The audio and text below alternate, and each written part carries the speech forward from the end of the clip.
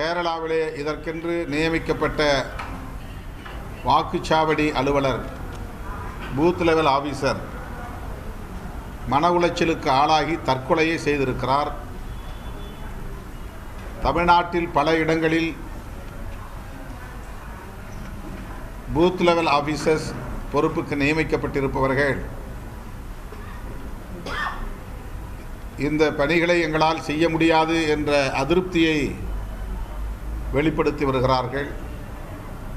இது மிக பெரும் சவாலாகவும் மன உளைச்சலை தருவதாகவும் இருக்கிறது. இதனை எங்களால் இந்த குறுகிய காலக்கெடுவுக்குள் நடைமுறைப்படுத்த முடியாது என்பதை வெளிப்படுத்தி வருகிறார்கள்.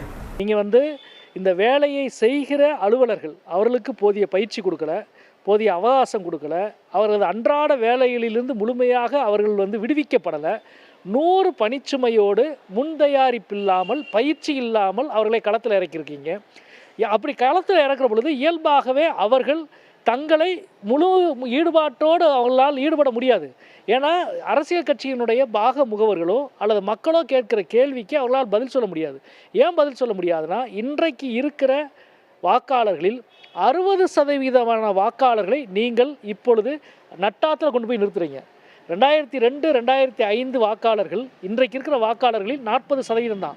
அதற்கு பிறகு 60% வாக்காளர்கள் இப்பொழுது என்ன, அவர்களை எப்படி சேர்ப்பது என்பதற்கான ஒரு தெளிவான பதில் உங்ககிட்ட இல்லை. அவர்கள் நிர்பந்திக்கப்படுகிறார்கள். ஆரம்ப நிலையிலேயே தோல்வியடைந்து விட்டது. அவர்கள் தந்திருக்கிற பூர்த்தி செய்ய வேண்டிய ஃபார்ம் இருக்கிறது அல்லவா, அதுவே முதல் வரி துவங்கி கடைசி வரை குளறுபடியாக இருக்கிறது. படித்தவர்களை முதல்வர் சொல்வதோடு படித்தவர்களே தடுமாறுவார்கள். பாமரர்கள், எளிய மக்கள் எப்படி இந்த முயற்சியெல்லாம் இதற்குள் ஒரு எஸ்ஐஆர் என்பதே நாங்கள் அடிக்கடி சொல்வதுண்டு. எஸ்ஐஆரை தோலுரித்தால் அதில் தேசிய குடியுரிமை சட்டம் தெரியும். அதையும் கொஞ்சம் உற்று பார்த்தால் சிறுபான்மை மக்கள் தெரிவார்கள், பிறகு அகதி முகாம் தெரியும். நோக்கம் அதுதான். இந்த எஸ்ஐஆருடைய மறுபக்கம் தேசிய குடியுரிமை சிறுபான்மை மக்களை பாதிக்க செய்கிற சூழ்ச்சி இது.